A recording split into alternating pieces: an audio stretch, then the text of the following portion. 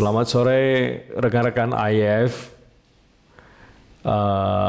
Sore ini ketemu lagi kita, udah sekian lama kita nggak ketemu. Sore ini saya dikasih tema bersyukur dalam kesulitan. Sebuah tema yang semudah, segampang diucapkan. Tetapi sebenarnya tema ini sulit untuk dilakukan, harus saya akui. Baiklah, sebelum kita melanjutkan topik ini, mari kita bersatu dalam doa. Bapa dalam surga, terima kasih untuk sore hari ini Tuhan mempertemukan kami dengan adik-adik kami untuk bersekutu bersama mendengarkan firman-Mu. Dalam kondisi yang tidak seperti biasanya Tuhan, kami boleh bersama-sama dalam satu ruangan dan berinteraksi, bersama-sama memuji dan menyembah Tuhan.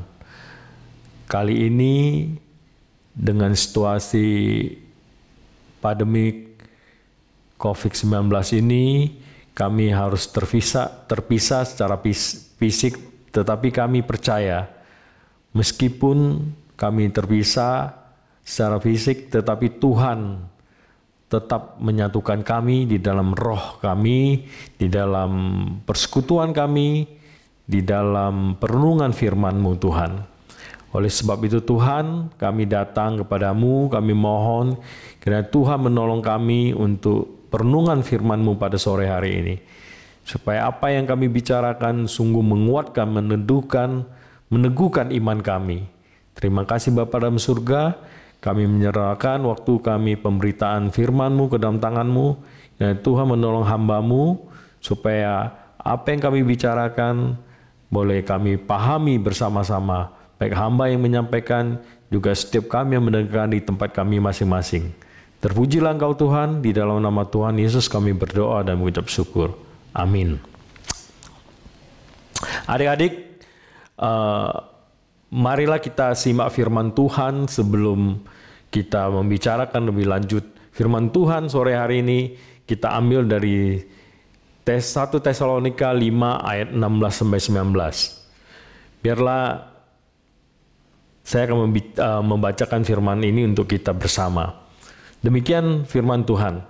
Bersukacitalah senantiasa, tetaplah berdoa, mengucap syukurlah dalam segala hal, sebab itulah yang dikehendaki Allah dalam Kristus Yesus bagi kamu. Janganlah padamkan roh. Berikut Efesus pasal 5 ayat 20. Ucaplah syukur senantiasa atas segala sesuatu dalam Tuhan kita Yesus Kristus kepada Allah dan Bapa kita. Dan satu ayat lagi dari Filipi 4 ayat 6. Demikian firman Tuhan. Janganlah hendaknya kamu khawatir tentang apapun juga, tetapi nyatakanlah dalam segala hal keinginanmu kepada Allah dalam doa dan permohonan dengan ucapan syukur. Adik-adik yang dikasihi Tuhan, sebelum kita membahas firman Tuhan, saya ingin menunjukkan sebuah hasil penelitian dari para ilmuwan tentang bersyukur. Para ilmuwan menyampaikan bahwa dengan bersyukur, orang yang banyak bersyukur akan mendapatkan dorongan secara psikologis positif. Tingkat kepuasan hidupnya akan lebih baik lagi dan lebih bahagia lagi. Dikatakan di dalam penelitian itu, tidurnya lebih nyenyak. Dia juga jarang sakit, jarang ke dokter.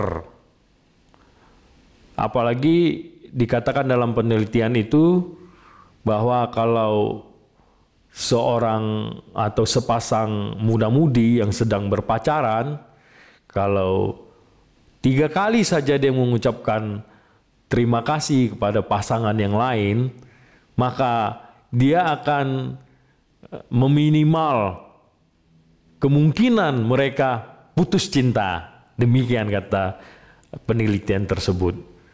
Jadi kalau adik-adik yang sedang berpacaran, coba ya. Kalau dilipat gandakan 6 kali pasti bertahan 1 tahun. Kalau mau lebih langgeng lagi ya lebih banyak saling mengucapkan terima kasih satu sama lain. Ini berita yang saya baca dalam sebuah berita cnnindonesia.com ya. Sumbernya dari sana saya ambil. Kemudian masih dalam sebuah penelitian yang sama dikatakan tentang kekhawatiran. Bertolak belakang hasil penelitian kekhawatiran dengan kata terima kasih, bersyukur. Karena kekhawatiran itu justru menimbulkan mental yang seseorang akan mentalnya menjadi turun. Kekhawatiran menyebabkan seseorang itu penampilannya jelek dan usianya juga dikatakan berkurang, seperti itu tentang kekhawatiran. Kekhawatiran itu sendiri dikatakan sebenarnya tidak berdasar tentang apa yang dia harus khawatirkan dari hasil penelitian itu. Hampir 92% dikatakan dari penelitian tentang kekhawatiran seseorang itu, alasan dia khawatir, itu tidak mendasar sekali. Nah, nanti kita akan lihat persentase itu dalam hasil penelitian itu. Nanti saya akan tunjukkan di slide berikutnya. Masih dalam sebuah penelitian dikatakan, para ilmuwan membuktikan bahwa manusia itu Tuhan ciptakan dengan dilengkapi dalam tubuhnya ada namanya kelenjar pineal. Kelenjar pineal itu sebuah kelenjar yang kecil ada di batang otak. Diperkirakan hampir tidak kurang 1 senti besar kelenjar tersebut. Ya, jadi lebih kurang ya sebesar biji kacang hijau, adik-adik. Nah, tugas kelenjar pineal ini adalah menghasilkan hormon melatonin dan serotonin, ya. Ada 2 hormon ini yang dihasilkan dari kelenjar pineal ini. Hormon melatonin merupakan hormon yang mengatur kehidupan. Beberapa penyakit bisa berubah status non-aktif jika hormon melatonin di dalam tubuh kita terproduksi. Jadi melatonin ini dihasilkan di malam hari, adik-adik. Ketika kita istirahat, kita tidur, tubuh ini kelenjar pineal tadi akan memproduksi hormon melatonin. Dengan tersedianya hormon ini, maka orang yang cukup istirahat akan memberikan stamina yang baik. Orang akan memiliki tubuh yang sehat. Kemudian selain melatonin, dia juga menghasilkan hormon yang tadi saya sebut, serotonin. Serotonin ini merupakan hormon yang sangat erat dalam pembentukan semangat dalam kehidupan. Orang bersuka cita, orang berbahagia, ya, maka disebut hormon kebahagiaan, serotonin ini. Kalau melatonin tadi diproduksi pada malam hari, dikatakan malah kalau ketika gelap, ya, kelenjar pineal memproduksi hormon tersebut. Tetapi kalau siang keadaan terang, kelenjar pineal memproduksi serotonin. Nah, ini bukti daripada para ilmuwan bahwa Tuhan sebenarnya sudah melengkapi manusia sedemikian rupa sehingga dua hormon ini sebenarnya memberikan kita kesehatan, memberikan kita kebahagiaan di dalam hidup ini.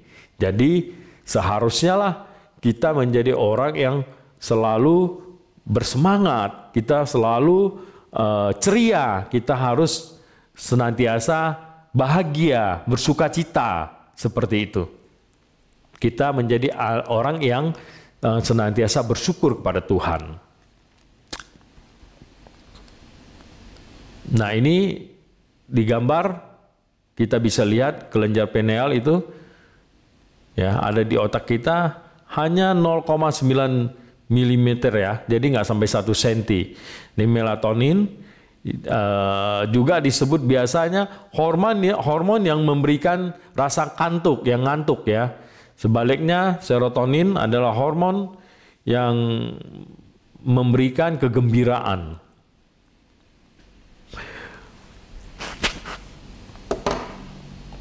Nah, adik-adik, jauh sebelum apa yang dikatakan penelitian dan para ilmuwan tadi, sebenarnya Alkitab yang sudah kita baca tadi sudah mencatatnya. Rasul Paulus sudah menuliskan di 1 Tesalonika tentang hal bersyukur, tentang terima kasih. Allah sudah mempersiapkannya di dalam firman Tuhan untuk orang percaya. Dikatakan di dalam 1 Tesalonika 5 ayat 16 sampai 19 bahwa Allah menghendaki kita senantiasa bersukacita. Ya, orang percaya bersukacita. Kemudian di ayat 17 Allah menghendaki kita terus berdoa ya. Artinya continue, tidak putus-putus. Dan kalau di dalam bahasa Inggris bersukacita dikatakan evermore, berarti selamanya ya, terus-menerus, seperti halnya kita juga berdoa. Nih, di ayat 18 dikatakan 1 Tesalonika yang tadi kita baca, itu yang dikehendaki Tuhan bahwa kita harus bersyukur ya. Hidup kita harus bersyukur. Dan di ayat 19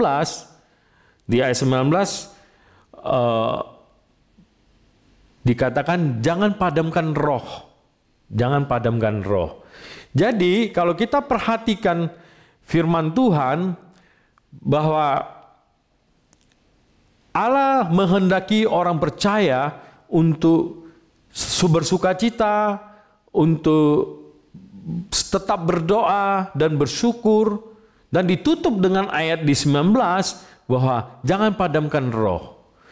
Seperti tadi saya katakan bahwa hal kekhawatiran dalam hidup memang tidak gampang kalau ketika kita dalam keadaan susah, dalam kita keadaan seperti sekarang ini dengan pandemi COVID-19, kita mengucap syukur gampang diomongin adik-adik, tapi susah, betul nggak, di dalam kita melaksanakannya. Oleh sebab itu, dikatakan di ayat 19 bahwa jangan padamkan roh. Allah memahami bahwa sesungguhnya itu bukan perkara mudah. Oleh sebab itu, semua yang bisa kita lakukan, baik kita bersukacita maupun kita terus berdoa dan mengucap syukur, semua itu hanya bisa kita lakukan di dalam semangat pimpinan, dorongan daripada Roh Kudus. Oleh sebab itu, jangan padamkan roh yang senantiasa memimpin dan menuntun hidup kita untuk kita boleh bersukacita, kita boleh setia di dalam doa kita boleh bersyukur senantiasa kepada Tuhan. Bersyukur dikatakan dalam segala situasi, dalam segala keadaan, segala sikon, situasi dan kondisi, ya, baik dimanapun, kapanpun, ya, tempat dimanapun kita berada, Tuhan katakan kita harus tetap bersyukur, ya, baik dalam keadaan kita kaya, kita hidup makmur, atau ketika kita hidup dalam berkecukupan atau dalam kekurangan sekalipun di dalam ekonomi. Mungkin kita saat ini makan juga pas-pasan, ya. Apalagi banyak yang dirumahkan saat ini, banyak di PHK, tidak memiliki pekerjaan, harus berhemat. Tetap Tuhan katakan kita harus bersukacita, kita harus bersyukur kepada Tuhan dalam kondisi demikian. Mau keadaan rusuh, ya, tidak menentu, kita tidak tahu, ya. Kondisi seperti sekarang ini, kita lihat kemarin itu beberapa minggu lalu para napi begitu dibebaskan, yang mendapat potongan penahanan, sebagian besar napi itu keluar malah kembali lagi mencuri, merampok, ya dia. Nah, dalam keadaan seperti ini, firman Tuhan tetap katakan kita harus bersyukur, ya. Nah, keadaan sekitar kita, ya, yang mungkin ada tetangga, mungkin juga ada saudara atau keluarga kita, ya, kita tidak inginkan. Tapi jikalau ada yang terjangkit virus COVID-19, kita tetap harus bersyukur kepada Tuhan. Banyak alasan untuk kita bersyukur kepada Tuhan. Bukan karena kita miskin, bukan karena rusuh, bukan karena juga atau barangkali bukan hanya tetangga atau saudara, tapi kita sendiri yang terjangkit penyakit ini. Tetap Tuhan katakan kita harus bersyukur. Mungkin ada bencana alam, kalau kita lihat gambar ini, ya, diskriminasi, ya, memang di negara kita, ya, ada mungkin di beberapa daerah, ya, di beberapa tempat ada diskriminasi, ya, kita yang minoritas ditekan sama radikal agama tertentu, ya, dan pemerintahan yang diskriminasi terhadap orang percaya. Tetapi di luar sana masih banyak negara yang merupakan urutan teratas di dalam diskriminasi kaum minoritas, ya, seperti, ya, banyak negara di Afrika sana, ya, masih banyak di tetangga kita yang dekat tetangga kita juga masih ada terjadi diskriminasi. Di Cina misalnya, ya, semua dikontrol, ya. Di beberapa daerah di pecahan Uni Soviet, ya, masih banyak kaum Kristen minoritas yang diperlakukan diskriminasi. Nah, dalam keadaan seperti ini, Tuhan perintahkan, Tuhan menghendaki, dikatakan kita orang percaya tetap bersyukur kepada Tuhan, ya. Nah, ini gambar tentang kemarin beberapa bulan lalu DKI banjir, ya. Mungkin ada kita tetap harus bersyukur meskipun kita mengalami musibah tersebut dengan COVID-19 juga. Nah, adik-adik, IYF yang saya kasih di dalam Tuhan, Tuhan menghendaki kita sebagai orang percaya, ya, dimanapun, kapanpun, dalam segala situasi apapun, tetap kita bersyukur kepada Tuhan. Jangan khawatir, ya, dengan kondisi saat ini. Kenapa? Karena lebih daripada hal kebutuhan, rasa aman, kebutuhan rasa lapar, dan segala kebutuhan perlindungan, lebih daripada itu Tuhan cukupkan. Bahkan Tuhan datang mengorbankan nyawanya di atas kayu salib untuk kita. Ya, jadi tidak ada alasan apapun untuk kita tidak bersyukur kepada Tuhan. Minimal kita mempunyai suatu alasan dasar yang kuat bahwa Tuhan telah menyelamatkan nyawa kita. Tuhan tersalib untuk kita. Oleh sebab itu, ini menjadi satu dasar iman bahwa kita tetap bersyukur kepada Tuhan. Karena Tuhan sudah melakukan yang paling besar di dalam hidup kita. Saya ingat satu kata dari almarhum Billy Graham bahwa tidak ada alasan untuk kita tidak bersyukur, berterima kasih kepada Tuhan, karena kita berhutang kepada Tuhan, karena Tuhan sudah datang menyelamatkan kita. Adik-adik yang dikasihi Tuhan, kembali kepada apa yang tadi saya sampaikan, bahwa hasil penelitian di sebuah universitas, Vrije University, bahwa tidak ada alasan bahwa kita harus khawatir. Karena dari hasil penelitian itu, 92% alasan orang khawatir adalah sebagai berikut. Pertama adalah yang belum terjadi, itu dominan sekali, ada 40%. Bahwa angka dari penelitian 1.600 mahasiswa yang diteliti, mahasiswa-mahasiswi di universitas itu, bahwa ada 40% dari 1.600 menyatakan bahwa kekhawatiran, dasar alasan khawatirnya adalah karena sesuatu yang belum terjadi. Kemudian urutan kedua ada 32% bahwa yang dikhawatirkan sebenarnya sudah terjadi. Ya, dan urutan ketiga ada sebanyak 12% orang mengkhawatirkan tentang kesehatan. Dan yang terakhir 10% adalah keresahan tentang kehidupan sehari-hari sebenarnya. Ya, jadi dari hasil penelitian bahwa semakin menguatkan bahwa tidak ada dasar bahwa kita orang percaya harus khawatir. Ya, hasil penelitian ini pun tidak di kelompok orang percaya. Artinya dari kelompok orang tidak percaya juga ada di dalamnya.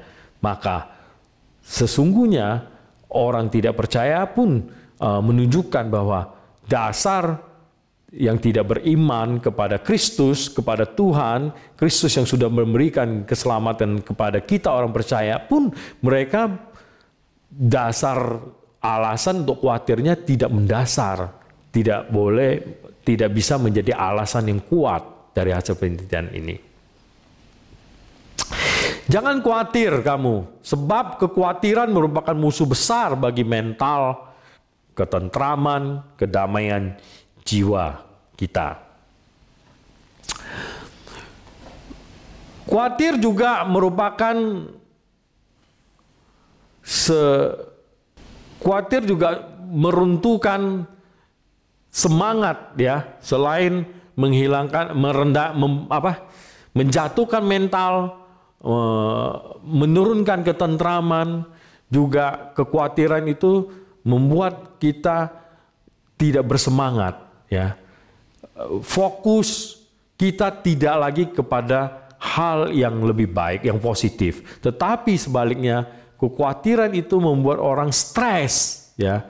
Dari kekhawatiran itulah akan timbul banyak penyakit. Nah, adik-adik, saya ingin menunjukkan kepada kita bahwa betapa Tuhan mengasihi kita. Bahwa di dalam tubuh kita sudah secara natural kita dilahirkan dengan Tuhan melengkapi. Tadi saya katakan dalam tubuh kita ada kelenjar pineal yang memproduksi hormon untuk melatonin dan serotonin yang tadi memberikan kegembiraan dan juga memberikan waktu istirahat yang cukup supaya tubuh kita boleh fit, sehat untuk mengatasi segala penyakit maupun virus yang ada saat ini. Nah, selain itu, firman Tuhan juga menguatkan sebagai anak-anak Tuhan kita dikuatkan. Kita boleh datang kepada Tuhan dengan dikatakan di ayat 16 tadi di Tesalonika, 1 Tesalonika 5 ayat 16, bahwa kita bersukacita, Tuhan katakan, dan tetap berdoa. Nah, inilah merupakan kunci sebenarnya. Doa itu merupakan kunci, ya. Sukacita, doa, dan syukur itu menjadi kunci bahwa kita boleh kuat di dalam Tuhan. Kita boleh mengatasi segala kekhawatiran. Kita mengatasi segala kesulitan. Bahwa dengan cara kita senantiasa Tuhan kata, terus berdoa. Tentu Tuhan sudah ingatkan bahwa kita tetap manusia yang terdiri daging, kita masih lemah. Oleh sebab itu jangan padamkan roh. Biarlah Roh Kudus yang memimpin hidup kita supaya kita boleh senantiasa bersukacita, tetap berdoa dan bersyukur kepada Tuhan. Kedua adalah oleh doa kita memperbarui kepercayaan kita. Dengan kita terus berdoa, dengan demikian kita mengoreksi diri kita. Ketika kita lemah, ketika kita khawatir, kita takut, kita diperbaharui, kita diingatkan kembali di dalam doa kita disegarkan kembali, iman kita dipulihkan di dalam Tuhan. Sehingga kita boleh lebih bersukacita, kita tetap boleh bersyukur kepada Tuhan. Damai sejahtera Allah akan mengawal hati dan pikiran kita sebagai akibat dari persekutuan kita dengan Kristus Yesus. Ya jelas ya, di Filipi 4 tadi ayat 6 kita baca ya, bahwa Tuhan ingin kita menyatakan dalam segala sesuatunya di dalam doa kita kepada Tuhan. Ya, jadi dengan adanya kita bersekutu di dalam doa, kita justru dikuatkan ya.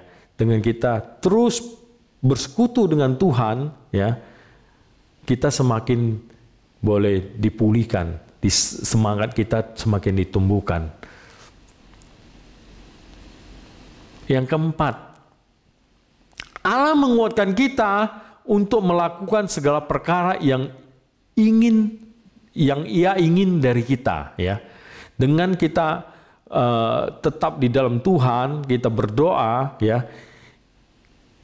Allah justru menguatkan kita untuk melakukan segala perkara yang Ia ingin dari kita. Jadi dengan kita bersekutu dengan Tuhan, dengan kita senantiasa setia di dalam doa kita kepada Tuhan, kita melihat bahwa Tuhan ingin memakai kita dalam situasi dan kondisi yang kita alami dalam kesulitan.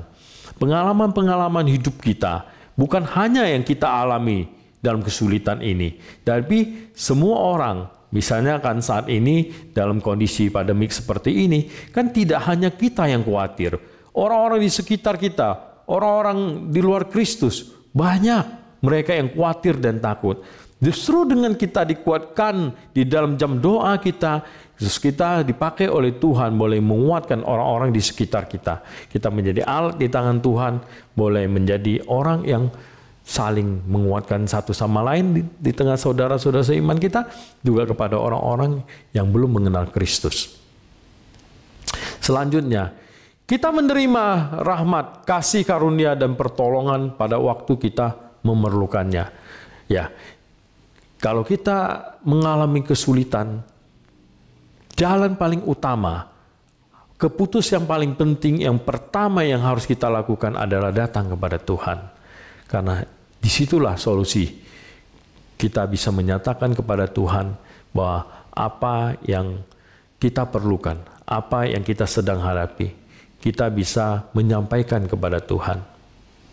Seringkali Tuhan merindukan kita datang menghampirinya, tetapi seringkali pula kita enggan dengan berbagai alasan kita untuk terburu-buru kadangkala di dalam doa kita, dengan waktu yang terbatas kadang, sibuk dengan berbagai kegiatan kita, sehingga kita nggak punya waktu yang banyak untuk Tuhan.